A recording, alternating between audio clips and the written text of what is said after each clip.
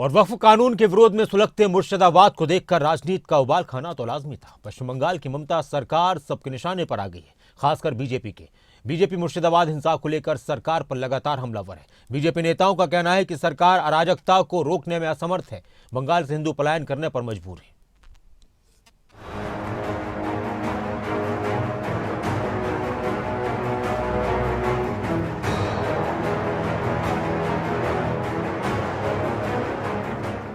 वक्फ कानून रद्द करने की मांग को लेकर पश्चिम बंगाल की मुर्शिदाबाद में हिंसा फिर से भड़क गई।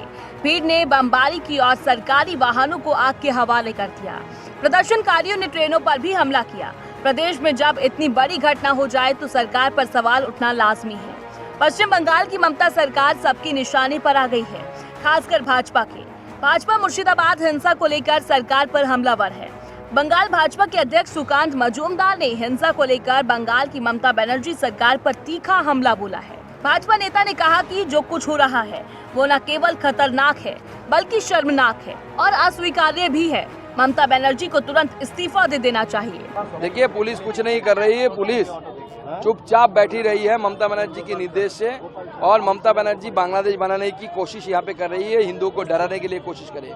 हिंदू समाज सालों से, हजारों सालों से लड़ती आ रही है, लड़ेंगे। दिल्ली के साथ पूरा बात हो रहा है, सब गृह मंत्री जी को सब मालूम है। वहीं केंद्रीय मंत्री गिरिराज सिंह ने कहा कि मुर्शिदाबाद की घटना दिखा रही है कि अब बंगाल से हिंदू पलायन करने को मजबूर है। ये दुर्भाग्यपूर्ण है, ये दिल दहलाने वाली घटना है। मैं बार बार कह रहा हूँ, जब रक्षक ही भक्षक हो जाए तो कहा गया है जब मांझी ही नाव डुबोए तो फिर कौन बचाए। ये ममता बनर्जी बंगाल की सरकार की मुखिया हैं। उनके लिए केवल मुसलमान ही नहीं है वोट बैंक, उनकी जिम्मेदारी है हिंदुओं की भी रक्षा करे। मुर्शिदाबाद की घटना दिखा रहा है कि बंगाल से अब हिंदू पलायन करने को मजबूर हो रहे हैं। ये कह दें ममता बनर्जी, क्या बंगाल का हिंदू बंगाल छोड़ दे उनके रहते? यही स्थिति उन्होंने बना दिया है।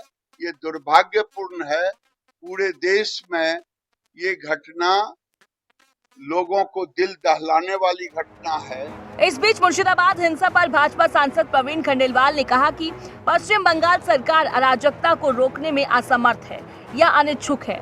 जिस तरह से राज्य में अभिव्यक्ति की स्वतंत्रता को दबाया जा रहा है और वहां की सरकार कुछ नहीं कर रही है, यह चिंताजनक है।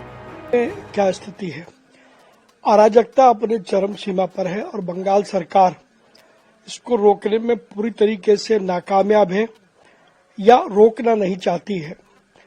जिस प्रकार का वातावरण और जिस प्रकार के संविधान ने जो अधिकार दे रखे हैं अपनी अभिव्यक्ति के, उसको जिस तरीके से बंगाल में कुचला जा रहा है और उस पर सरकार मूक दर्शक बन करके बैठी है, ये निश्चित रूप से चिंता की बात है। बंगाल सरकार को तुरंत एक्शन में आना चाहिए और ऐसे सब लोगों के खिलाफ कड़ी से कड़ी कार्रवाई करनी चाहिए तो इस प्रकार की घटनाओं में शामिल है। देखिए, प्रश्न उठता है कि क्या बंगाल में अब सनातन सुरक्षित नहीं है?